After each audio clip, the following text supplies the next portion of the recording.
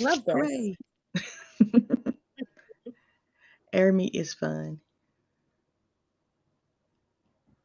Connecting.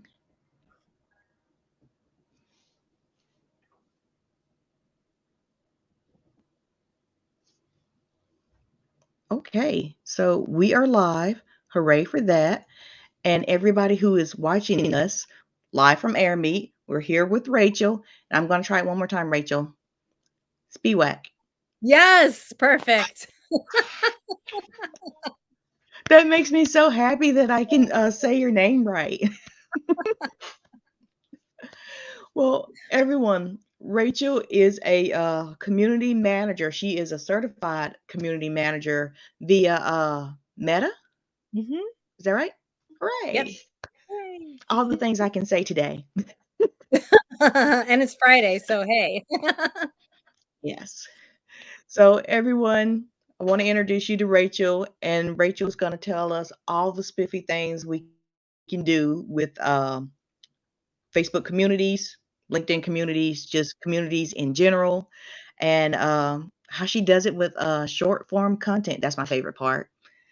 So, yeah, I mean, it's like, I don't know. I don't know if it was obvious, but all the times I've been watching you do it, I didn't catch on until I heard you tell me. But I like that. I like that it works. So that's why she's Mhm. here. That's why we're having this master class with her today. Rachel, introduce yourself, and I'm going to let you have the stage. Aw, well, thank you, Erica. And if you want to stick around, like we can make this a conversation because, like you pointed out, it really only made sense what I was saying when I told you directly in reference what you were doing. And what I find when I teach master classes for different communities that I'm not already a part of, it's the community leader who knows best what your people want to know about. So, like, don't leave. Because I could talk about Facebook groups and community in a million zillion different ways. So I definitely want to talk about what you guys care about the most. And I have some ideas about that. I'd really love to talk about community and summits in particular, if you guys want to hear my thoughts on that, because I've been a summit speaker a whole bunch of times. So there's that. So, a little bit of introduction. My name is Rachael Spiewak, and I am a brand community consultant. So, standing at this intersection of community and business. And a lot of that work happens in Facebook groups, but really these strategies apply everywhere. It's platform agnostic in many ways. And that's because my experience really comes from real life. I've been doing community organizing work for like 20 years or something crazy like that. The degree in cultural anthropology. I have a master's degree in social work from a program that was about community partnerships. I founded and directed a nonprofit, Pay What You Want bicycle repair shop in Atlanta, Georgia. So I've been doing the on the ground community building thing for a long time. Plus, I've DJ'd for a living. These are records. And a lot of DJing and party planning and party promoting is the same. It's the same skill set. Basically, it's all transferable skills from summit to party to challenge event to your evergreen community. It's all really about shared interest, shared identity, and bringing people together for a common purpose, right? That's all we're doing, really, if you boil it down. So that's my introduction. Where should we start? Should we start with like short form video? Should we start with Facebook groups? Should we start with community and summits? You tell me. Choose your own adventure. I like that. Choose your own adventure with the master class. That Mhm, could be an event in itself. So I'm mhm. thinking, you had mentioned something to me about communities and events, and I was thinking, how can you have an event without a community and vice versa? Can Mhm. you talk a little bit about that? Yeah. So, in my opinion, events, perform the best when they're built on a community that already exists in some form or fashion. And if it doesn't, it's really about using that event to plant the seed for that community. So it can kind of work both ways. If you've got the community already, you hang out with your people and you find out what kind of party they would go to. Kind of think about it that way. Every community has a flavor, it has a vibe. And if you kind of compare it to, say, um, do we like trivia night? Do we like board game night? Do we like house party? Do we like warehouse rave? Everything kind of has every kind of gathering has its own feel, its own vibe. Is it like a red tent? And like a summit's like, a real life conference, a real life trade show. Is that what we're interested in? And you can literally ask your community what they want. Kind of if it's all the same to you, right? Like this could take a couple of different shapes. I want it to be as successful as possible. Let me talk to my community about what they are most interested in. And so that's where I came up with the idea for signature community events. Because what I see a lot of is 5-day challenges, right? Like raise your hand if you've seen like way too many 5-day challenges. And like I've been a part of them, I've hosted them, I've ambassadored them, and they were especially great during the pandemic when people had plenty of time on their hands. I asked my community in my Facebook group recently, I just posted a post, and I said, your opinions about 5-day challenges, honest opinions only. And people told me it's too long at this point. 3 days is my max. And so that's how I knew, you know what, when I do my next launch event, I'm going to make it 3 days because that's what my community is telling me. And it doesn't have to be a 5-day challenge the same way everybody else is a 5-day challenge. So that's how we came up with Grow Your Facebook Group with Reels Fest, which is coming up and its doors open in a week. But it's really a 3-day thing from September 12th to 14th. And it's all about growing your Facebook group with Reels all together. We're doing it together. And you guys are invited. You can register at rockyourtribe.com/reels. It's free. It's going to be fun. Erica's definitely going to be there. Yep. And if you're interested, I mean, if you don't want to grow your Facebook group with Reels, but you'd like to see what a signature event looks like, if you want to come in sort of as a researcher, okay, what can I do? Think about what can I do in my community that's on brand, that makes sense to my community members for a length of time that's comfortable for them, and make it fun and different and stand out from the crowd. So that's my pitch. Yeah, I was DJ. I guess I technically still am, but my husband is too, and that's how we met. So it's like a house of music. So that's building your event from your community. If we kind of reverse engineer it, right? Some of us might be interested in just hosting a summit. That's the thing that calls to us. I want to host a summit. I want to bring great minds together into one place for a short period of time and just like vibe out and share the knowledge and invite people and sell stuff. Cool. What I found as a summit participant is that the biggest value to me as the participant is the community of speakers. And what I do when I'm really invested in being a summit speaker is I spend a lot of time going to the other speakers' talks and participating and asking questions and following up with them if there's a companion Facebook group. And I make sure I write an intro post for myself. And I ask follow up questions on the other speakers' intro posts. I show them I'm interested in knowing you better. I want to ask you a question about your thing and maybe relate it to my thing because maybe there's some synergy there. Because we know as summit people and community people, it's all about the relationships, right? It's really about the long game of earning people's trust and building your authority. Like, yeah, okay, we might sell some stuff to people we just meet. They come to the summit, they might buy my thing, but like in actuality, the people that buy your best offers, your big ticket things, and the people who are going to be the best clients to you are the people who've been following you for like a year, 2 years, the people who are taking their time to be ready for you, right? And they come around and 2 years later they're like, "I've been following you this whole time and I've been getting my stuff together and now I want to work with you and I have the money to do it. Let's go." Right?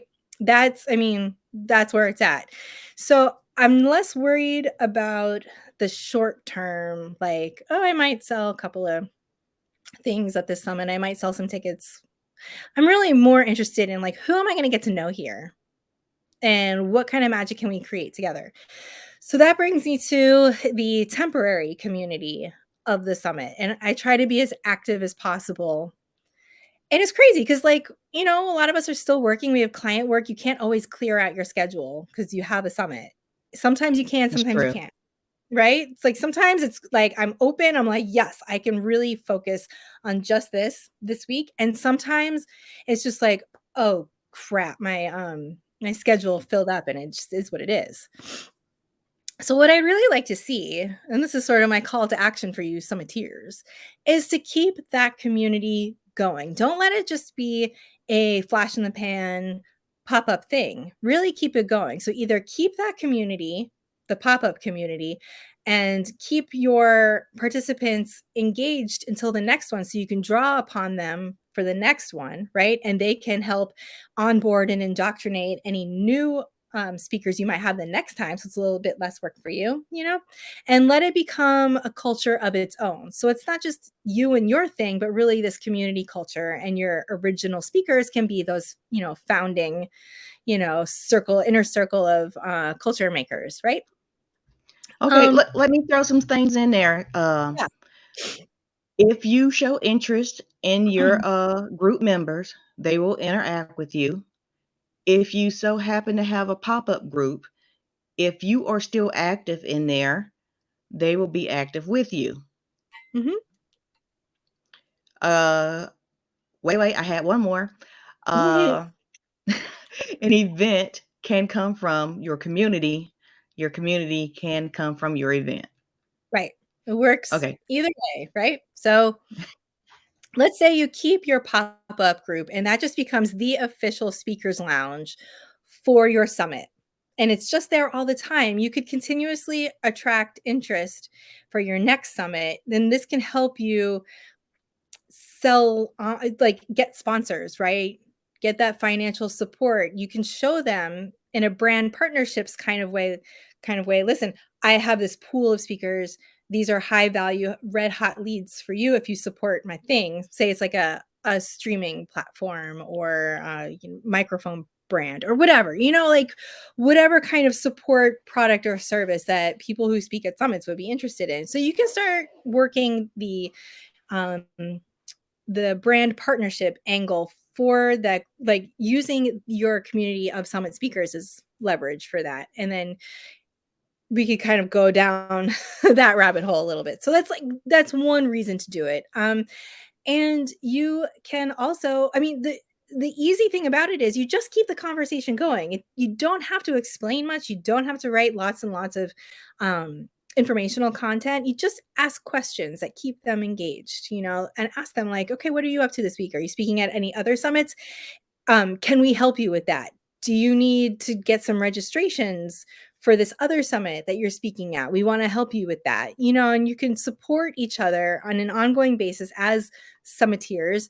And that'll help improve everybody's performance for the next time. Because let me tell you, the first time I spoke at an online summit, disaster. I had no idea what I was doing. I was unprepared. I showed up, it was like a Zoom with the organizer, and then she was recording it and she went, off camera, and it was just me, and I bombed so bad, so bad. And she came back on and she was like, do you want to work on this and come back later and we can try again? So thank God, I was given that grace to try again. So we can think about it as something that helps up level people's presentation skills. And I just saw a comment background. Will she pull? Yes, I can pull a random record out. Let's see. Let's go over here and see what happens. This is Cool G Rap, The Streets. Okay. You never know what it's going to be. Okay, I'm just going to put that there for you. I'll put it there. Okay. Yeah. So where was I? It's so easily diverting me to talking about music. Staying on topic. On topic, you guys. We can talk about music later. Yeah. Yeah, this collection is crazy. Okay, now you've done it. Let me see what we got here. What is this? This is a random record. Random record. Music No. brings communities together. It does. It's a universal language. Let's see. I mean, Mhm. and that's right. Like, getting people together for a common no, that is inappropriate. John is asking, How Here do we you go. use music to build your community? This is the Nutty Professor soundtrack. How do I use music to build my community? Well, I mean, music is the heartbeat of community if you think about it. Music is culture, right? I could get way philosophical about this. Um, but I think about stuff like from my DJ experience. So I was DJing I started in Atlanta. It was like a side hustle while I was running my nonprofit, and I wasn't even like a DJ. Like I threw parties, right? I threw benefit parties. I organized bike races where we got like bike tattoos and things. And it was one of those things where all of a sudden I realized all my friends are DJs. What is this, you know? And then suddenly people were like, "You should DJ parties," and I was like, "I don't know how."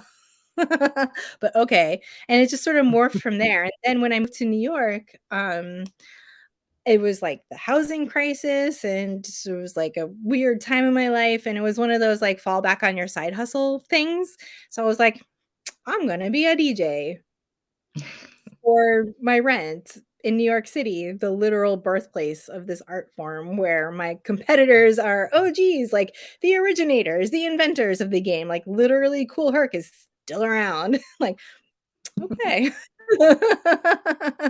So, I just did my thing. I used my social media skills that I had from that time from, like, already, and just went knocking on doors.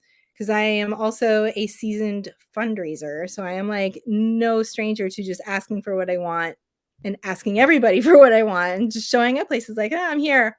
Can I DJ here? Can I get 10% of the bar, 20% of the bar? No, 10%? Alright," you know?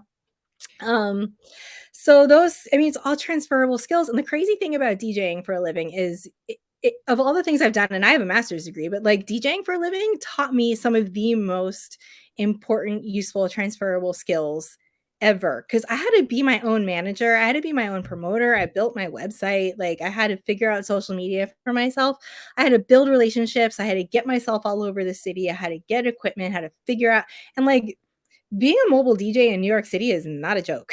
Like, moving that stuff around, oh my god. So I eventually linked with an agency. So there's Scratch Music Group or Scratch DJ Academy. So it's like literally a DJ academy that Jam Master Jay was part of starting. Rest in peace. And so they have an agency that hired me, and they would just, like, send me out, mostly to retail locations. Okay, so this is a trip. So it was, like, weddings and retail DJing. So I would be at H&M in Times Square for, like, 5 hours at a time, and it's a 4 or 5-story building. So I just pretend it was, like, a 5-story all ages club, and they called me the turn up girl. And I did, like, Saks and Bloomingdale's and Neiman Marcus and Macy's, and let me tell you, so I would be in Macy's in, like, the housewares department. They'd put me there for these events for, wedding registries. So it'd be like this, like, wine and dine DJ party for people building their wedding and just their wedding registries, right? So they go around with the scanner gun thing, and so I'd be there, like, I'm DJing the pots and pans. And this poster of Martha Stewart. Like, I shit you not. And then but the people that work at Macy's in New York City are all like Studio 54 club kids. So they come up to me and be like, "What disco do you have?" So I learned so much about disco from the people that work at Macy's who used to party at Studio 54. So I swear I'm going to tie this all together. This is how music brings us together. I learned so much about people and music and where I was and the history of the place just by showing up, putting on a song, and being open to people talking to me. I mean, it gets weird when people are like asking for requests and they're disrespectful and blah blah blah. And can I plug in my phone and will you watch my code? No, no, no. But, like, being open to just, like, taught me the anthropology part. I'm like, talk to me about music. Tell me what you like. If you love music, I wanna talk to you." And I just learned so much. I learned how to be a DJ in New York City because there's a certain flavor of that. I'm from South Florida, like 80s, 90s South Florida, so that's kinda one thing. A lot of, like, booty bass and freestyle, right? And then moved to Atlanta for 10 years, so, like, 99 to 2009 Atlanta there, right? And then I was in New York City being like working DJ. So in each place, it's like you figure out, okay, what is the music that speaks to this place? And you get that from getting to know the people, and that was one of my favorite things. So this is a lot of what I use in my Facebook group, to be honest with you. It's like, how do I get everybody on the dance floor? That's what I'm thinking about when I write my engagement posts. And I think a lot about call and response, right? Like classic music tool, you know? I I say, hey, you say, oh, right? So I'm thinking about my engagement posts, like what's going to get people to holler back at me, you know? And then we keep it going in the comments. So these are things I'm thinking about all the time in my Facebook group. It's How's that? nice. It's really nice. So, Harry had asked, "How can I build a better community? I have a DJ community." And Ooh, go ahead. that You were was saying it. something? Oh, That was that's the it. end of Okay, the question. just listening. I it's lifestyle. Skateboarding was the same way for me. Yeah. Well, I'd have to kind of know more about it to give specifics. Like, is it a Facebook group or is it like, where does it live? Because even though these strategies kind of apply anywhere, each place kind of has its own flavor, if you will. But if it's a DJ community on Facebook, say, is it for all kinds of DJs or is it for one kind of format or one particular genre or kind of like group of genres like hip hop and related is kind of like one thing, like funk soul, disco, is it vinyl? Is it digital? So I would start thinking about like who exactly, you know, belongs here. Who are they? Who is this for? And let's see, Facebook group I interview DJs.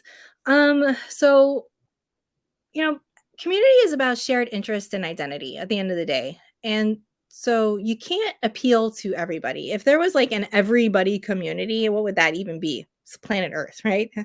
So right? And how well is that working? Is everybody getting along? I So like it here. yeah, it's cool. It's all right, Um, so I think about, all right, what is I mean, if you've done like, what's it, ideal client avatar, you can do this for your Facebook group. I call it ideal tribe member. This is something I have in my workbook. It's at rockyourtribe.com/workbook. It's on sale right now for Labor Day. I'm a perpetual salesperson. Hey, if you got um, the link, drop it. We hey, wanna know what okay, you hold know. on. Okay, Rock Your Tribe. Helps if I spell it, tribe.com. So workbook, and I have a Labor Day sale right now on this handy workbook. And this is really all about pinpointing like who is your group for and what is the super persuasive reason why they should join. Because, what I see a lot is people thinking like, I want to start a community for this very broad group of people for this very broad reason. And it's like, well, that's not what a community is. Um, so I would figure out like, okay, in this community of DJs, who are they really? What do they care about? How do we kind of narrow the scope so that it almost becomes obvious what you're supposed to talk about in the group? So I'll give you an example. I love talking about this group. I'm in this group called Jewish Misfits. And then there's like some little subcategories like alternative, goth, blah, blah, blah. Little subcategories of being like an alternative alternative person, right? Um, and in that group, because the title and the parameters are so narrow, it's obvious what to post about, right? Jewish stuff and like alternative stuff. And where those things kind of intersect sometimes. So it's almost like it runs itself. So that's something I'd really start to think about. So, okay, let's say it's for um open format DJs in the New York City tri-state area, like open format mobile DJs doing like, weddings and parties and things like that. Um, then it would become kind of obvious what to talk about here. Helping people, like if you have a gig you can't take, you could see if somebody else would take it. And you can build those kinds of relationships so you know who's great at what, who lives where. So like if somebody hits you up about something in like Teaneck and you live in Queens and you're like, I can't take that. But I know this person like over there in Jersey and They have the gear, and I trust them, so I'm going to make that recommendation. Right. So it becomes sort of obvious, or like, I'm throwing a party in this place, really love to meet up with you guys. So that would be my suggestion, without knowing the specifics about the community, is for you to get specific about who belongs in that community, why are they there, so it becomes obvious to them what to talk about. I like that. Mhm. Like, as soon as you start talking about that, I'm thinking there's going to be a directory. There could be possibly a wait list. Mhm. Maybe people would possibly pay you to be on your list to be recommended. Mhm. Yeah. Mm. Yeah, and you could. I mean, there are things you can do to play around with that. You can create a newsletter, and sell ad space in it. So there'd be a directory, and there's like different tiers, right? Like for $1 a month, you get your name and your website listed. For $5 a month, you get like 100 words, and then you can buy like a half page, a quarter page, right? But you could also sell ad space to um DJ supply stores and things of that, record stores. So you can start leveraging it for income, from outside of your from inside your community and outside as well. And so you can start building brand partnerships. So if you get your group to a certain size and you have this additional collateral, like this newsletter that everybody reads and pays for and everything, you might attract a brand partner, say a record store, and say it's a local group, right? So it makes sense for a local record store to come by and be like, we want to do some influencer marketing in your group. We're going to pay you outright, and you're going to create content that subtly promotes us. That's a thing. I can see that. I Mhm. can see that working for events. Mm. Oh, Eric, Yep. thank you. Eric bought my workbook. Thank you so much. Please let me know if it helps. Please let me know if you have any questions. I'm so here for you guys. And join my Facebook group too. Duh. Let me Yeah. pop the link Rock to that. Your Tribe. Facebook.com/group/tribe And rockers. Harry, I don't know what UGC stands for.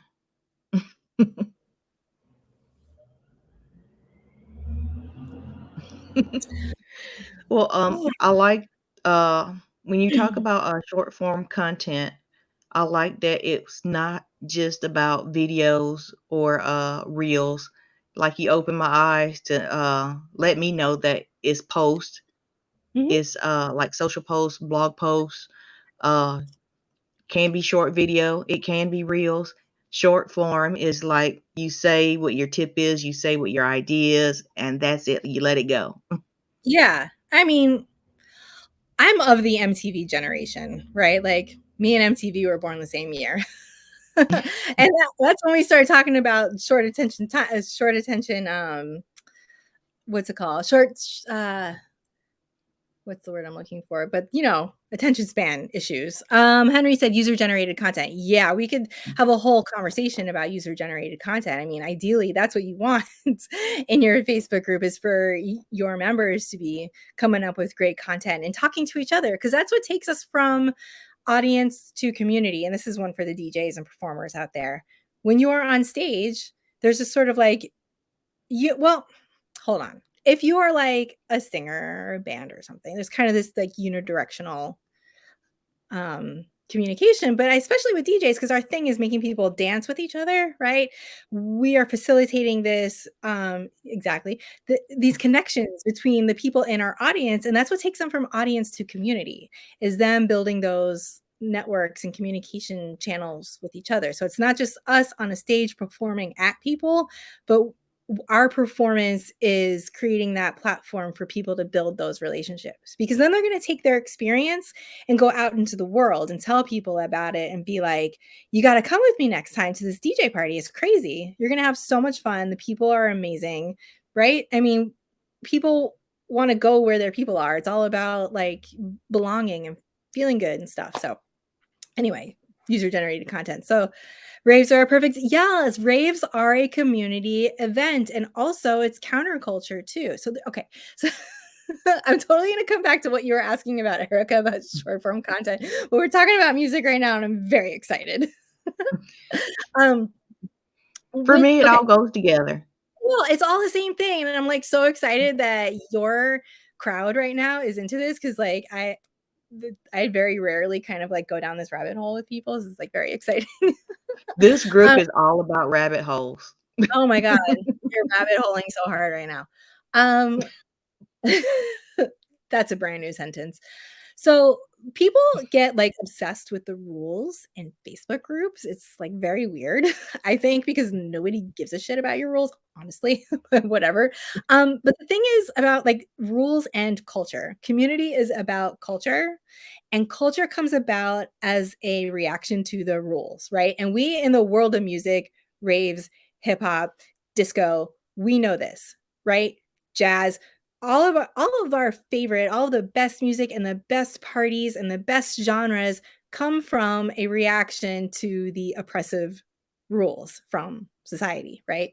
So if we take it that way, where does culture come from and how do we build it? you know? And we sort of had to think about it like in in terms of like when it comes to your rules in your Facebook group, is think of it as general guidelines and a fallback for you to protect yourself as the admin of the group. Because what you can do on Facebook is decline posts and decline comments with feedback. So you could decline it and then attach a rule to it like no promotion, for example. And I would look at it as just protection for you to make it easier to moderate your group effectively to keep the party going, right? But, the obsession with rules, I don't get it. Maybe because I'm like totally anti-authoritarian. Okay, short form content, MTV generation, short attention spans. Have you ever written, like, a very long informative post, like, value post for your Facebook group or anywhere online, and it's, like, full of gems, and you're gonna change people's lives, and people should read it, and it's, like, such a gift you're giving to people, and then nobody cares, and then it sucks. You're like, "I just wrote this for you." Then you become, like, passive aggressive parent, like, you know, "I birthed you, why don't you care?" Um, right? It's like, who asked you? So I find that it's just so much easier to start conversations and then build off of it. It's just like DJing. Like you're starting conversations, right? So I'm gonna try some reggaeton and see what happens. You're not feeling it. Okay, it's cool. It's cool. Drake. Yeah. Okay. You guys like this. Fine. Okay. Let's keep it going. I'll play some Rihanna next. Um, so if you start the conversation with a question and like just keep it super chill, like what's your Facebook group? Show me your Facebook group banner. Why did you start your Facebook group? Just get the conversation started, and you can always come back in the comments and ask people the follow ups. And that's where you really get to the heart of things. Because if we come from this sort of like pain point marketing perspective, where we might ask a question like, what is your biggest struggle with Facebook groups? Really hate the struggle question. But if we start from this kind of like low vibe kind of place, it's like, ew, first of all, and people don't know what their problem is, honestly. Like if you're deep into your work, right? And people come to you and they're like, I can't get any DJ gigs. And they think the problem is they need to run ads. And you're like, "No, no, no, no. The problem is, you need to get your organic presence together, or you need to just show up in places and meet people, or you need to just take guest spots and get your name out there." Right? So if you ask people like, what are you struggling with or what's your biggest problem? Well, you can't stop there. You have to keep going. You have to keep diagnosing before you prescribe. And the mistake that a lot of people make in their community is like they'll ask, what's your biggest problem with blah? And a person's like, it is this. And then the immediate answer is, well, buy my thing, or like book a discovery call, which we all know is a sales call, and it's like, let's just, chill out. We're still in the opening set. Right? It's not midnight yet. We're not dropping the hammer yet. We are playing the warm-up songs, we might even have a mixtape on right now. We might be just chilling at the bar waiting for people to get here. Like, just chill out.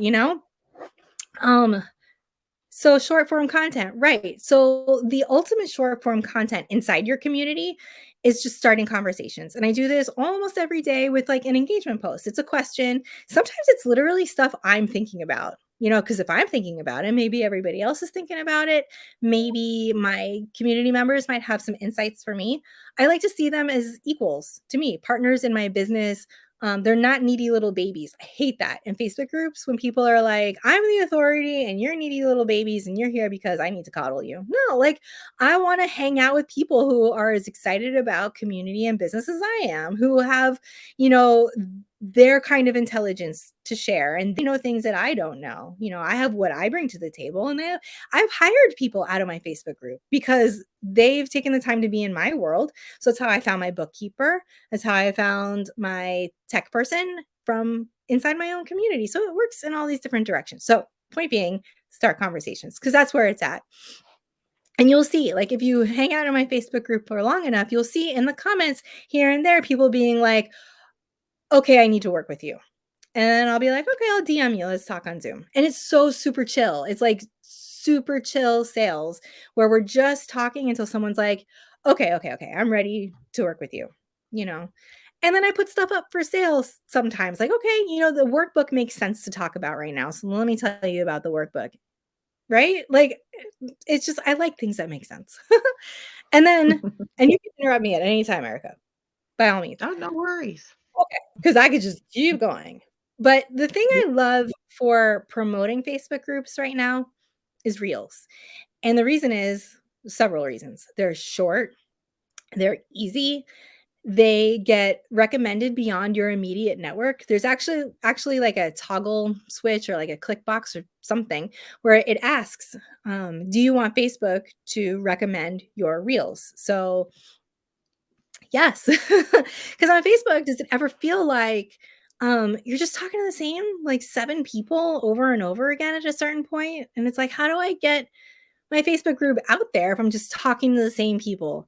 And for me personally, I don't like accepting all of these friend requests just because somebody might maybe be an ideal client, they might maybe join my Facebook group because what winds up happening is they get in your DMs and start pitching you, and it's like, this is pointless.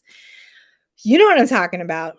So, I Yeah. would rather make a reel from my profile or my business page, but right now I'm just using my profile and sharing like one tip about Facebook groups or sharing one awesome thing about my Facebook group, you know, and routing people back to my group. So if you like this idea and you want to talk to me about it some more, get in my Facebook group.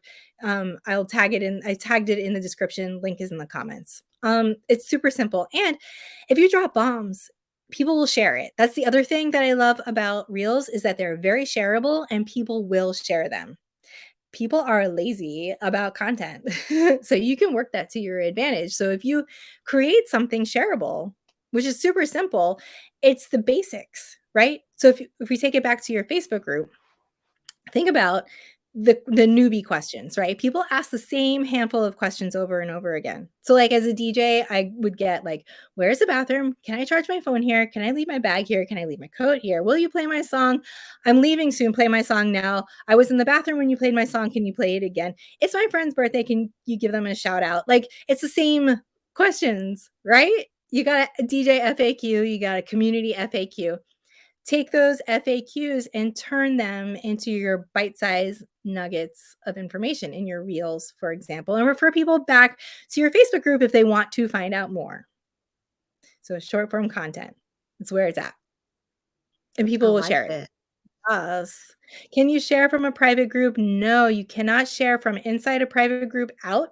So what I like to do with Reels is I'll make it from my profile and then I'll post it in my group with a longer explanation. So it's like, hey, inner world people, I'm going to tell you a few more deeper thoughts that I've had about this. It's like only you get to know this because you're here.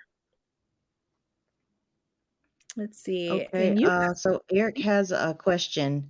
Let's yes. see, show on stage. Other than Facebook, what other online resources do you use to keep your community thriving between your events? Hmm.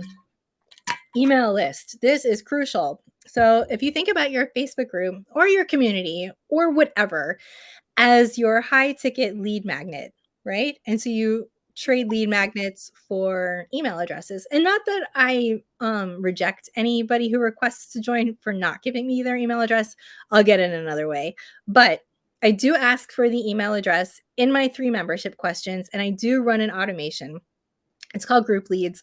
There's like a bunch of them that do this. I just happen to use one called Group Leads, and I can give you my affiliate link if you want to check it out. But it takes the answers to your 3 questions in your Facebook group, puts them all in a Google sheet, which is awesome because that's basically like lead tracking CRM if you want it to be.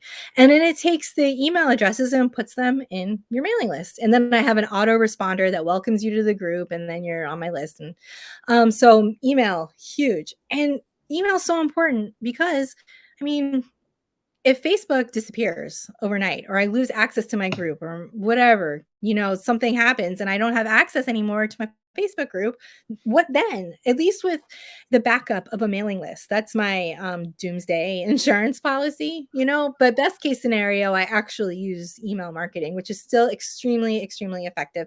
And I take a community approach to that too. I email my list like I'm emailing a friend, and I keep it super casual and as useful as possible instead of coming across all like salesy all the time. I mean, there's a time and a place to be like, I'm selling a thing, but like I want it to feel like this is a community, part of the community communication.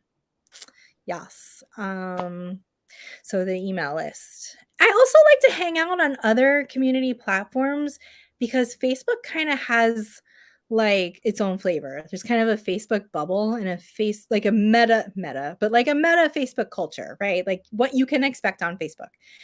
What you can expect on Reddit is something different. What you can expect on Discord is kind of something different. So I do like to get out of the Facebook bubble and see what I can pull from other communities. I've run a Discord community. If you're doing the DJ thing, a Twitch channel would be great. Maybe you could have like open turntables. Um, that could be cool if your group is like, not so local. Like if you can't get together for a local, like actual real life open turntables, then you could do it online. I met a DJ on LinkedIn. He does sets like every other Friday, and he Mhm. says it's time to stop work. Today's about to be a chill day, so you need to relax. And he just starts playing his music. I'm like, Yeah. that is nice. Yeah. Yeah. And Twitch is monetizable too. So if you made a channel or a station, sorry, I don't know the terminology, but like, for your community, right? And you can start monetizing it and reinvesting that money back into your community and making it a better experience for your members. I like that, that you're looking out for your group. You're paying attention to what your group wants. That's how you build your community. That's how you're building your culture. When you were mentioning the short form reels and how Facebook is pushing it out for you because that's what they want people to use, I'm thinking it's also a great way to promote your events. It might be a little cheaper way or a less expensive way to advertise, promote your event. Because sometimes promotion is hard. Yeah. Yeah, reels for everything. And you don't have to stay focused on just like one message all the time. You could switch it up because you never know when people are going to see stuff, honestly. And sometimes, like reels that you made ages ago somehow catch fire months later. It's weird. So my husband's a DJ too, which I mentioned. And so I've been working with him. He mostly does his thing on Instagram. So since I've been organizing a reels event, I'm like jibber jabbering about reels all the time in the house. I'm like, have you done reels? That you have to do reels next time you're at your gig, you have to make a reel. Like literally, this is what I'm like in the house. Um, so he actually filmed one the other day while I was out with our son in the studio in the garage. DJ Rob Flo, look him up on Instagram. And and he got our 5-year-old Benjamin wants to like learn how to scratch. It's so cute. So he wanted to needle drop, which is crazy because like you could really break a needle that way, and the needles are hard to come by these days because they don't make them anymore. Anyway, so yeah, Rob Flo. So yeah, there's a really cute one of him teaching Benjamin, our 5-year-old, how to needle drop. It's so cute. And that thing racked up like over 10,000 views, like almost immediately. It was crazy. So now he's like, "Oh, okay, okay, I get it, reels." And I'm like, "I told you they're magic." I like We did. that, but every time I think about DJs, I think about math, and I was like, "Ah, I can't do it." But I You like what can't you do. Yeah, I think, I actually took like piano lessons for most of my childhood, and a lot of it was like music theory based. And so I think that's what really helps me out when I was like, oh, I'm going to be a DJ out of freaking nowhere. It's like, well, I know how music is constructed. And so people would always tell me, like, your blends are really good. And I'm like, it's just, I know how songs are made. It's like, I can't not. I don't know. I can't mix it over here because that doesn't make sense. So let the hook and then the bridge and then the hook and then the thing. Okay. Are you saying I can be a DJ without math? Well, let me tell you, in the digital world, you really can. They're like buttons. I like buttons. Yeah. Let me know about automations and I'm in. Eric is asking, how often do you send an email blast to your community? As needed. What I have found, and maybe it's the artist in me, is that like being super rigid and being like, this is this and this is happening when, and my funnel is this, and like linear connections between things and like doing stuff at a time is how I burn out. My creativity lives in the moment, and that might be the DJ thing. It's like I need to be responding to what the crowd is telling me right now, what is happening now, and then I know exactly what I'm gonna do next. And so I email when it makes sense to. So I'm doing this Labor Day sale on this workbook. So I emailed my list today. I was like, hey, we're getting ready for Reels Fest. If you want to get your group into tip top shape, grab the workbook. It's on sale this weekend right now. Otherwise, I'll see you. So it's like promoting two things at once. And it also promoted a post in my group because I asked whenever I'm like promoting my own thing, I try to give people an outlet to promote theirs. And so I asked in my Facebook group today, are you running a Labor Day sale? So I put that up and then I linked that in the email too, being like, oh, by the way, I'd love to hear about your Labor Day sale if you've got one. So it's kind of like three things in one, but it also benefits them. It's not just me asking for something like, hey, buy my thing, but like it's this sort of holistic, like free event thing that's on sale that'll get you ready for it, plus an opportunity for you to promote your thing. But I haven't emailed my list since like last week because I was busy, and I don't want to add to the clutter. I am on so many freaking mailing lists. It's annoying. Like I don't want to be annoying. So it's like finding that sweet spot of like, I'm communicating, I'm being entertaining and interesting and helpful. I'm selling my thing, but I'm not like, up people's butts too much. But, like, some days I'll email it a couple of times. Like, if something is on sale and the sale is ending, I'll send that reminder like, "Hey, doors are closing in a couple hours. Just wanted to let you know it's last call." My I life like is a bar. that. My life is a venue. Last call. I actually hate email, but I do open some of them, and Mhm. I do realize that it's necessary for me to send out email. So I Yeah. knew you were coming today, so I Mhm. just went ahead and wrote 3 emails to, Mhm. say, Rachel's coming, Uh-huh. let's get together with her and talk about communities and events." And Yeah. I set a time. I messed up and I sent an urgent one, like, the day I was writing it instead of, it was supposed to go out this morning, but I deleted it like you can delete emails. And, I just, rescheduled it, so it will go out, well, it's already gone out. It probably went out about, 8:50. So, any automations that I can set up to help me with emails, I will do it. Oh, And yeah.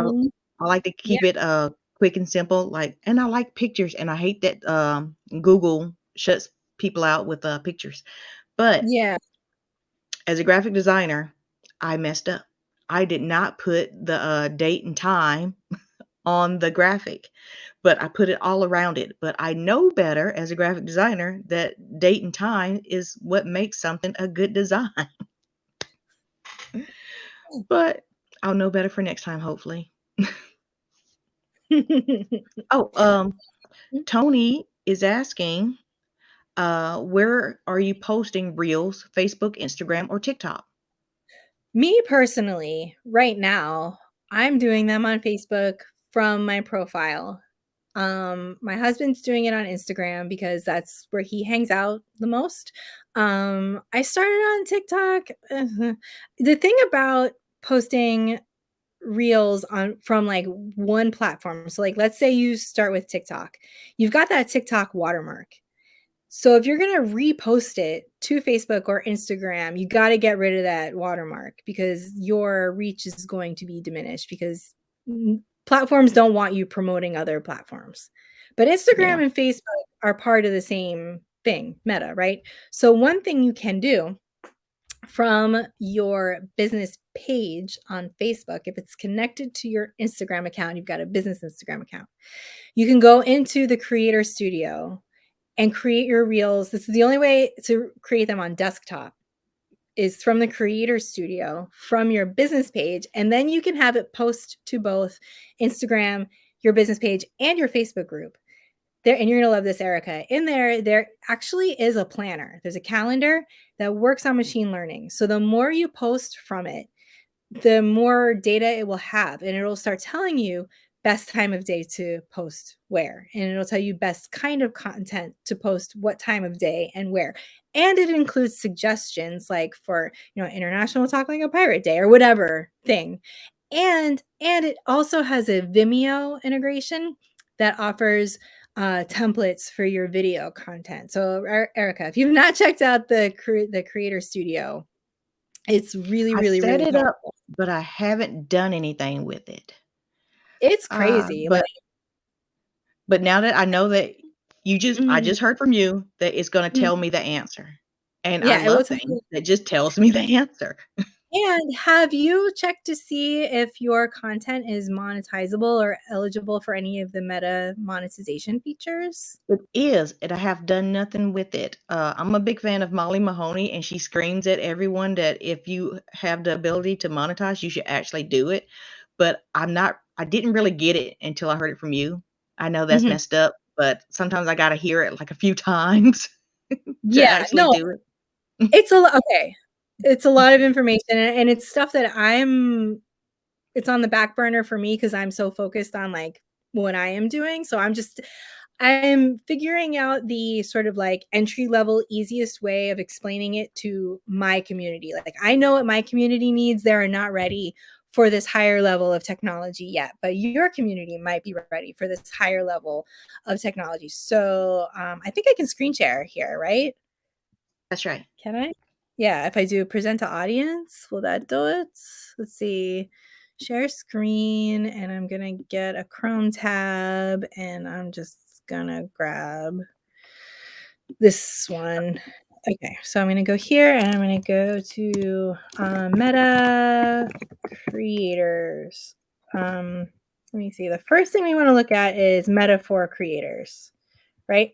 And you guys can see this, right? Let me I see. think Where I'm on are their we? email list. Yeah. They have You wanna something be they sent me. I'm sorry, go ahead. Yeah, no, get on the mailing list. You want the updates. So, let me go here because okay. So, you're gonna go over to programs, and there's actually 2 places you're gonna go. Bonuses, and this is going to show you so you go down, go down, go down, go down. So, here you can see, like, these are pages that I worked for. Here is my page. There's If you are eligible for these bonuses, you'll get like a blue check, and then there will be a form here that you fill out, and then you'll get notified when you become eligible. My DJ page was approved. So I can actually earn stars on videos on my DJ page that I don't even use anymore. But see, there's all of these options here. And the thing about the stars, if you guys are familiar with the stars program, and it's kind of like Twitch, where people can like give you like little micro payments while you're performing or while you're streaming, or even if they're watching a replay. Facebook runs monthly challenges where if you reach certain benchmarks, you'll be rewarded with additional money or they'll match it or there's like different challenges. So there's like eligibility things you have to look and you have to abide by the monetization policies. So read up on that because it's kind of a lot. Okay, so that's one thing. And then if you go over to tools and you go to earn money, and then you scroll down, you will see, no, I'm just kidding. If you go to, let's see, that was bonuses, sign up for stars. Sign up for stars. Right. Check eligibility. Right. So in this page, there was like another place to look. Anyway, you'll have to poke around because this is where you'll learn about whether you're eligible for these programs and start to earn money on your content. And so reels are monetizable too. That's the other thing.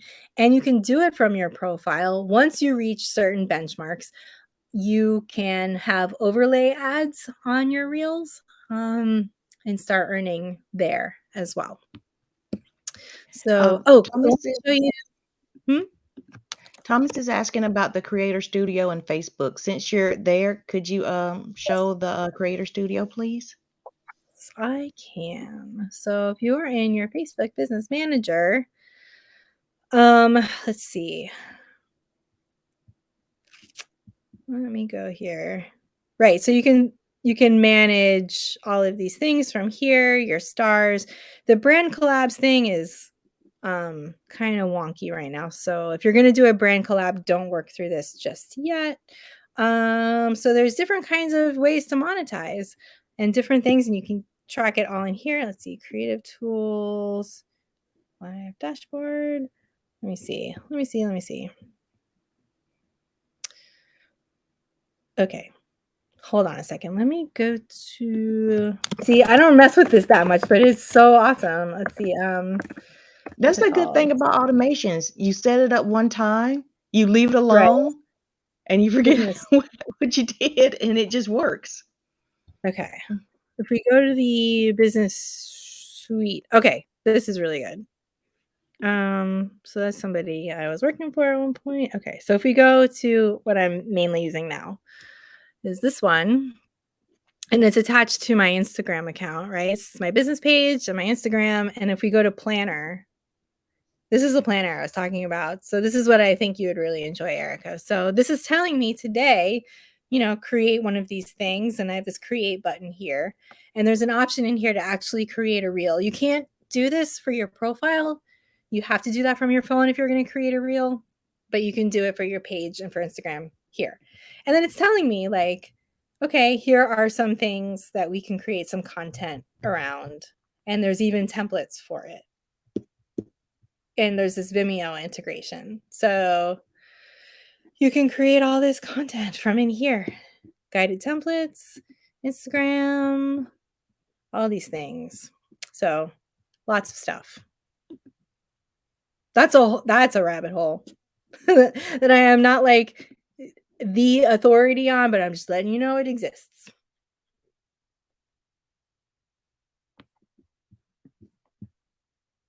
Uh-oh. Are you muted? What happened? Yeah, I turned off my mic and I forgot. Yeah. I was gonna say I've set it up, but it's been so long since I've been back to it. I've never really used it, but you've showed me something that makes me want to go back to it. So thank you for that. Mhm. There have been a lot of updates in very, very recent history, so go check it out. Okay. Harry, DJ Lil Ray. Well, I need to put this on. Yes. DJ Lil Ray would love to interview you and Rob Flo if you guys would be down for that. And Absolutely. he's leaving, so I wanted to put this up. Hi, Harry. Yeah, definitely just DM me on Facebook. Thank you. So it's past 11. If anybody want to come on stage and speak with Rachel, let me know so I can put you on stage. It's time to pass the mic. Yeah. Oh yeah, So come to Reach Fest. the link up to Reels Fest. Yeah. Uh, There is a resource tab when we leave the main stage. Well, Rachel's already put it in the comments, but when we leave the main stage, I have put this the link to Reels Fest in the resource tab. oh, thank you. Hooray! So communities, events, music, um, the Facebook studio, lots of rabbit holes. I So mean, many this has levels. been really good. Awesome. I'm having fun. I hope I didn't break anybody's brains too much. I do that sometimes. So Gary says lucky. that he loves the info, so hooray for that. Yay, my people. Now, I've always wondered, how do you build a culture? And you said you gotta show an interest. Oh, Tony is asking, what is Reels Fest? Could you Yeah, talk a little more about Reels Fest? yeah, and Harry wants to come up before he leaves too, so just wanna throw that out there. Oh, okay. Um, yeah, so Reels Fest is the long version is Grow Your Facebook Group with Reels Fest, and it's a 3-day event I'm hosting September 12th through 14th, and it's all about using Reels to grow your Facebook group or whatever digital community you can modify what we're doing if you wanna do it for Instagram or your business page or whatever. But the point is, I'm going to walk everybody through 3 days of creating reels together. It's not about doing trendy stuff. It's not about the dances. It's not about lip syncing, unless you want to. If that's your thing, great. But what we're focusing on is just showing up as you, being the face of your brand and saying the things that need to be shared, that are shareable, that are going to get people from the wide world of reels into your digital community. Facebook group, whatever it may be. So we're going to do it together. And because it's all going to be contained in a little pop up group and we're going to share the links to our reels, we'll all watch each other's reels and kind of have this nice little engagement pod during the event too. And there's prizes and fun things. And of course, I'm going to try to sell something too, but we can talk about that later. Oh, the Hey, reel guys. is broken. Oh no, what did I do? Let me try again. Oh, rockyourtribe.com/reels. What's up, guys? You hear me? Hey, Yes. DJ. How you doing? It was so nice getting on here and listening to you, Rachel. I get amped about the DJ stuff too, Awesome. and the community stuff. So I would Yeah. love to interview you guys. Yeah. I'm actually starting my show back on the 6th of September, next Tuesday. Okay. Hooray. So Congratulations on getting the yes. show back. Yeah, it's been a while. I've been traveling, so now I'm kind of set. I was in New York a couple of weeks ago. Coney Island had that free fest with all of the rap groups, New Brand Nubians, Smith and Wesson, Mm, and it was so dope. yeah. That's awesome. I am from the Bronx, so Okay. Cool Okay. Herc and all of them, I know them cats. You know them. So did you ever go to Sutra on First and First? No, Oh, no, I um, think I was already gone gone, yeah. then. There's From something New I York. wanna bug you about. I released an album for Dinko D from Leaders of the New School a couple of years back. Really? Yeah. Me See, and my we got we husband. oh, Yeah. Yeah. Like, those are uh, my friends. I think y'all hear my phone dinging. I got to go, but I will reach out to you guys. Thank you Yeah, so please do. much for this information. It was good. Thank you, Erica. I attempt to be here every Friday that I can. I appreciate that. This Thank you. was so dope. Thank you guys so much. Thank you. I hope you got something out of building communities with Oh short form yeah. content. Oh yeah. I gotta start my community back. It's called the DJ interview. Mm, And I don't do anything in there, and I know that's bad, but No, no, it's I'm gonna okay. start It's that. okay. There's a spark of an idea, and you grab the intellectual property. So we'll just build on it. Yep. Yeah. So Yeah. thank you much. I'm gonna purchase your book too as soon as Oh, I get off my other call. So okay. Thank you. no problem. I'll see you guys soon. Yeah. Enjoy All your right. day. All right, you too. You guys have a beautiful day. Thank you. If anybody else wants to come on stage and speak with myself and Rachel directly, feel free. Happy to have you here. Happy to have a conversation with you. So, was it the DJing or community organizations that made you want to help businesses with communities? Well, so a long time ago, where all of this really started was in being an activist. And kind of the short-ish version is 9/11 happened when I was in college. And then like the war on terror was like upon us. And I was in Atlanta, Georgia, which has a very rich history of activism, of course. And so when it was time to stand up and say something about, not wanting this war, right? We were all out there in the streets, and I was doing the bicycle thing at the time. So I was one of those like bicycle activist people with like the no blood for oil signs. That was me. And so we're out there stomping around.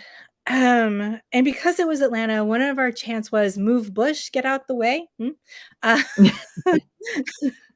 this is very location specific. And so we're out there, and it's like, at a certain point, you're being anti, trying to stop things, and it's like, are we really going to stop this thing? So me and my friends were like, well, what can we do? What's something constructive we can do? What can we make? What can we contribute? So we landed on this bicycle idea. I wrote my honors thesis in college about a community bicycle program. It was like community or bicycle sharing, like way before city bikes, way before the corporate version. It was a thing called Decatur Yellow Bikes, Decatur where it's greater. And so I wrote my thesis about that. And then we decided, okay, we're going to do a bike thing, but we're going to change it around. Instead of sharing the bikes, we're going to share the tools. And we're going to do this like each one teach one Skillshare thing. And so our shop was in East Atlanta and behind like a sushi restaurant. We got this little like storage space for super cheap. And so we're running this bike shop out of there, and just got really, really involved in everything, just everything, all the people. And you know, it got and being a director of this organization, and also being on the ground and in the trenches, and being a social worker and working in the schools and working in the communities and stuff. It's like, okay, what is help? What really helps? What actually helps? Because there are ideas of help and there are ideas of charity that make the person giving feel good, but doesn't necessarily change anything. And actually, sometimes it makes it even harder for the organizations doing the work, because people donate stuff to us, which was great, but like 99% of it was garbage. And that's how it is in like food banks too. It's like nobody wants your garbage food. And the thing that helps people the most, honestly, is money. Giving money is the thing that helps the most, because organizations have relationships with the source of the things they need, so they can buy stuff at wholesale. So when you donate money, the dollar ideally goes farther, unless it's an organization that's spending most of it on like not the thing. But that's like a whole other conversation. So, when it was time for me to like enter this phase of my life, had a baby, needed an online business, needed to get back to doing my own thing because I kind of got away from it for a while, needed to put together like this is me like stepping into my own authentic power, I guess you could say, like putting together all the pieces. Okay, what is the masterpiece now based on everything I've done, everything I know? What can I do that actually helps, that helps me and helps you and all of that? And I have this like radical idea of the entrepreneurship is liberation, if you will. And like going back in my history, my great grandfather in Poland, Jewish, escaped like before things got super hectic, came to New York and sold sheepskin parkas to the dock workers in Williamsburg, Brooklyn, when it was still, industry there and not so many lofts and things. And so, I come from this long history of entrepreneurship, especially in the Jewish community. And you see this too in a lot of like immigrant communities in America, people of, or like cultural groups that are like not being hired, people who are like shitted on by like employment. You know what I mean? I'm like trying to find the diplomatic way to say it, but like employment's messed I'm a up. Southerner. I know what you're talking about. Like, what do we do? Like, what do groups of people, nations of people, cultures of people do when, like, okay, well, you won't hire us, so we're just going to do our own thing over here. Right. And so that's where I see, like, the real value of entrepreneurship, is like helping people do better for themselves and their community. Because that's what it's always been to me, I think. So if I put like all of this together, it's like, I want to help people become self-sufficient and help communities become self-sufficient in these interesting ways without being a bummer about it. Cause that's the other thing. Like when you're like an activist and you're anti and everything is like, trying to stop all the things. What if we make it fun? What have I done that's been like the most effective way to get people together and for a good time? It's this, right?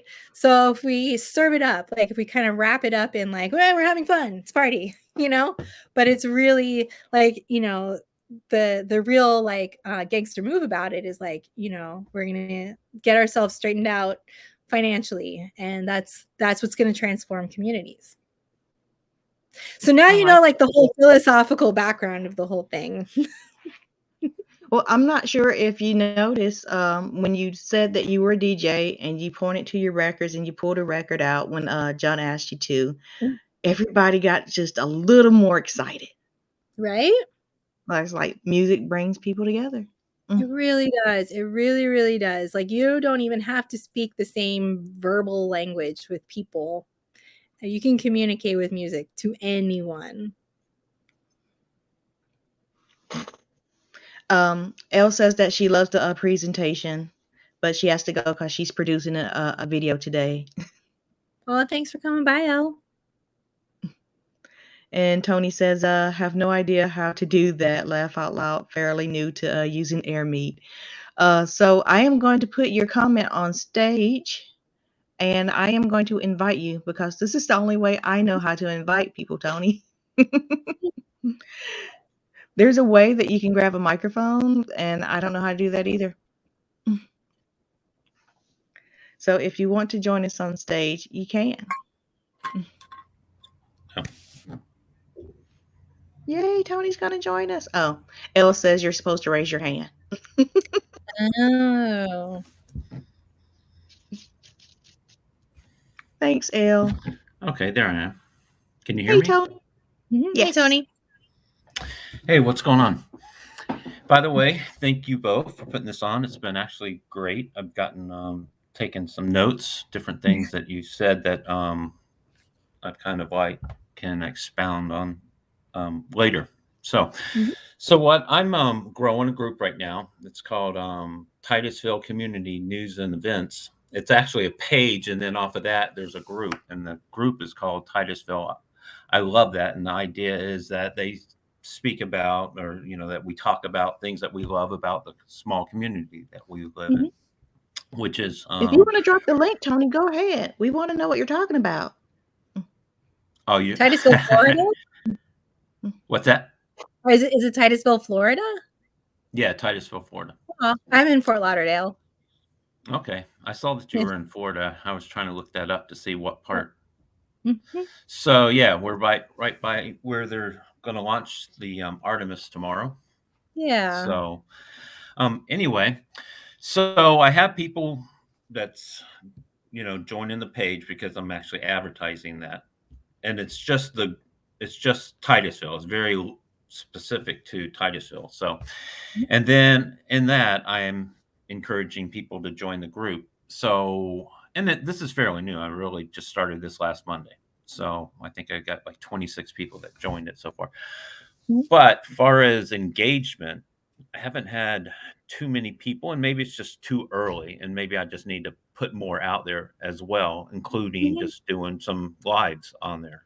And that probably would make a huge difference. That's why I almost didn't even ask the question, because I'm like, probably haven't put enough into that group, even though I post a little bit every day. Um, but it's just interesting how some don't say anything, Yeah. even though they joined the group. Um, and I've also seen, just with yours, for instance, like joining your group, I saw how, you asked for the email and then you talked about the automation of that. So that's all Mhm. good. Those are some of the things I was thinking of doing myself. Yeah. So anyway. Well, the great thing about, like, location-specific groups is there's a built-in audience. Um, and I have a friend named Corey DeWitt who has a page for his area in Mhm. Canada, and it's grown like wildfire, and he's been able to monetize that page. So content he creates on that page, he's earning money on. So there's that. And so I'm a Meta certified community manager. So I've taken an exam provided by Meta, studied for it, all of that. It's all about how Meta wants us to build community on Meta products. And according to Meta, you can build community from your page or Instagram. Mhm. Like, community doesn't have to happen just in the Facebook group. It can happen on a page. So if you wanted to focus on just the page for now and let the community, spin off later, because it's a lot. And if you just wanted to focus on building community from your page, you can totally do that. And I think local groups are really good for that, actually. So there's, I mean, Yes. just No, no, one of the things you said, because one of the things I kind of felt like I was struggling with, okay, I got a page, right? And I always Mhm, post on the page, but then I got the mhm, group, which is made up from people from the page. And I'm like, okay, right. I'm posting kind of like the same thing. But one thing that you said earlier, and I'll just highlight this because I thought this was really great, is your group is kind of like your inner world people. Mhm. So you can basically just expand on whatever you were talking about on the page, and I thought that was fantastic. So just wanted to Yeah, share yeah. that. You might wanna, if you're gonna keep both going, you might wanna think of, like, okay, what makes the experience in the group different from being on the page? Maybe the page is more Right. about the information people would be interested, like, I mean, this is, like, not a nice example, but it's just what happened this morning. There was, like, a bad car accident in front of the high school early this morning, and so, I mean, that's the hot talk on Facebook all morning, like, what happened? Are people okay? Is it messing up the school traffic? Da, da, da, da.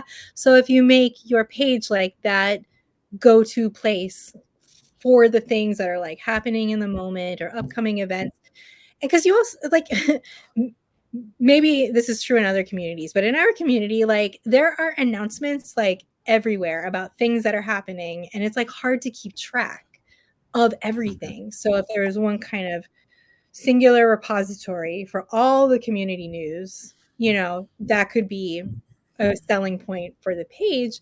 And then in the group, maybe there's more organized activities, helping people have real life meetups, for example, or Mhm. for people, like, you can also have a buy and sell group for a neighborhood. That's another way to come at it, or a buy nothing group where people just trade stuff. That's how I got my kid Right. a bicycle for free. So there's all different ways to play it, and you can play around with it. I like that. I Cool. learned Mhm, something new just now. mhm. So, I'm sorry, Tony, for jumping in, but I just really learned something just now. So, your business page, as just for the informational content. I like automating things, so I use Missing Letter, and it just put in the content for me because I asked it to. I picked a category, events, and I was like, Mhm. please post us on this page. And it does it. But now I'm going to go back to see what industry news I can find and do that. There's one page I really love that I use as like my example for how to really rock a page. And actually, Tony, you might have heard of this because you are in Florida. Mike's weather page. Are you familiar with Mike's weather page? Mm. No. Okay. So this guy Mike, and he's somewhere. I think he's on the Gulf Coast. He's an amateur meteorologist. And I think his day job, he's like in IT or something like that. And he's like a regular guy. He calls himself like the redneck storm chaser or something like that. And they're like sponsored by a liquor store in the neighborhood.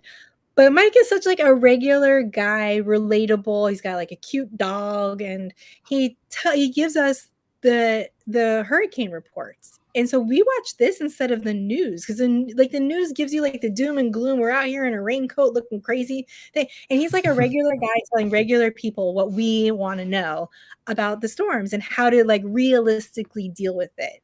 And he's not beholden to like a corporation that's telling him like you can only use this data and make this point, right?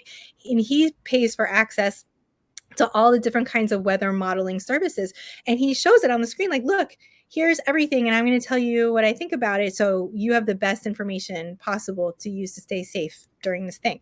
So his page is monetized. So people give him stars while he's live, so he's getting paid by his community every time he shows up and does a video. And it's great. And people ask me like, should I have a group? Should I have a page?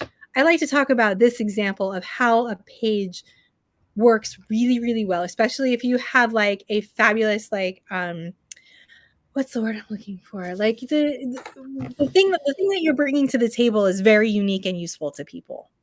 Mm-hmm. Yeah. Okay, I'll look that up definitely. Yeah. So that's a page that he does. He probably has a group that's built off that as well. No. He's got like a membership. I think he's got like a thing where you can pay for premium access and you get like more information. So it would be like a paid community, like a subscription based thing. I'm pretty sure he's got kind of like an inner circle thing. And that's another way to monetize, right? Like if you like this, but you want more, pay to be in my inner circle. And that's a recurring revenue kind of model. It's nice. Okay. Mm-hmm.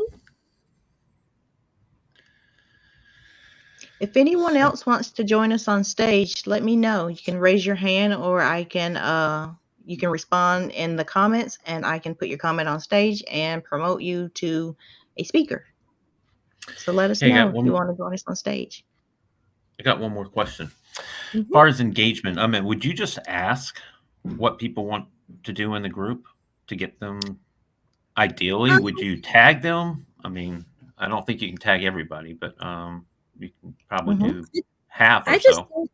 I just start conversations, or I try, and I ask questions, and you can say something like, if you've never posted in here before, say hi. How are you feeling today? Drop me a GIF. You can keep it real icebreakery, friendly at first, and then you can start testing things. Like, and even I ask questions that flop, or I'll get one response, but it's great. I'll have a conversation with one person, and it's totally worth it. So you can just ask them, like, how's the traffic today? How's the weather today? What are you doing? What do you recommend doing this weekend? Just get them talking. Yeah. Talk to your friends, Great idea. Yeah. Rachel, may I ask your opinion about at everyone? What do you think about the tagging everyone feature? I made a reel about this one. Okay, so not every group has this feature. It's still being tested, and the groups that it's been rolled out to are smaller groups, which is a good idea. I think it could be good. I know that it is inspired by the @everyone tag on Discord. And I see it being abused. And the sentiment is, this is how I'm figuring out which groups I need to leave. So use it sparingly, unless you actually want to weed people out of your group who don't actually want to be there. Okay. It's good to know. Yeah. And sometimes you want that. Yeah, sometimes you do want that. You don't want everybody in that group. Yeah. There's ones that I turned down, and only because I'm really looking for people that's just in Titusville, right? Yeah, it's very exactly. specific. So, one more. What is your personal opinion on finding your most active members and putting them in a group chat? Um, I don't know why you would do that necessarily. You can like shout out your most active members. Like it refreshes every 28 days, but you can kind of treat it like a monthly thing. Like our 10 top most active members for the month, you can reward them. You could do prizes. You could do like there's a free like online spinning wheel thing, and you can grab everybody's names, dump them in the wheel, and gift the winner a prize of some sort. So there's Wheel of lots of things names. you can do. You can play around with that and reward them. And then that would, breadcrumb other members into participating more. And if you're looking for additional moderators for your group, if you're like, I need help with this thing, a great way to figure out who your likely candidates would be, look at your most engaged members, and think about which of them you would extend the offer to. Okay. Mhm. I'm a part of this group, and somehow I got put in their group chat, and I just assumed it was because I was one of the most active members. Oh. I Okay. know I shouldn't assume. I should probably just ask, why do we have a group chat when we have a group? Yeah. Okay. Hey guys, thanks for inviting me. I'm going to jump off. I'm in a hotel and All I got to right. check Appreciate out. you, Tony. Thanks, Tony. Thanks for everything. So, it's almost 11:30. I know we were supposed to end at 11:30, but if you guys want to find out what the Fluent Spaces is, you can join me over there. We're going to leave the main stage, and you're going to go to the Fluent Spaces, and we can check that out. It's a nice new feature that AirMeet has, and it came out not too long ago. I want to say maybe last month, but we didn't try it, so let's try it now. So I am going to end this session, and we'll meet over in the Fluid Spaces. So see you over there. Oh, wait. Sorry. Rachel, please tell everyone where they can find you just in case they get lost going to Fluent Spaces. I can put a couple of links in the comments. So my Facebook group, facebook.com/group/tribe rockers. That's my Facebook group. You can just come find me on Facebook, send me a friend request. And that's basically it. Okay. Yeah. So we're going to go to the Fluent Spaces now, and see you over there. Bye. Bye.